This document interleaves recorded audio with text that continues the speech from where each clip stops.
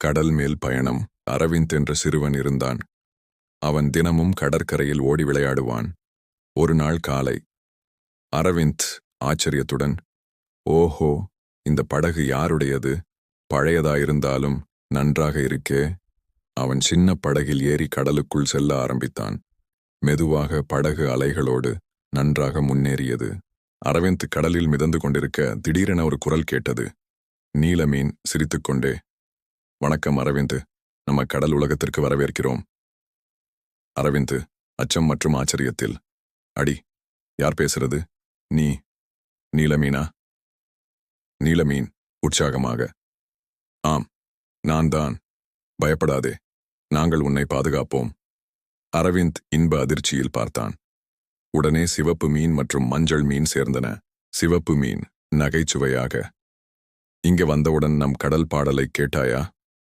மஞ்சள் மீன் மெல்லிய குரலில், நீ எங்களை பின்தொடர்ந்தால் நாங்கள் உனக்கு புதுமையான இடங்களை காண்பிப்போம். அரவிந்த் மகிழ்ச்சியுடன் படகை சிறிது தள்ளி மீன்களை பின்தொடர்ந்தான். அவர் பயணித்துக் கொண்டிருக்க திடீரென கடலிலிருந்து ஒரு நாகம் வெளியே வந்தது.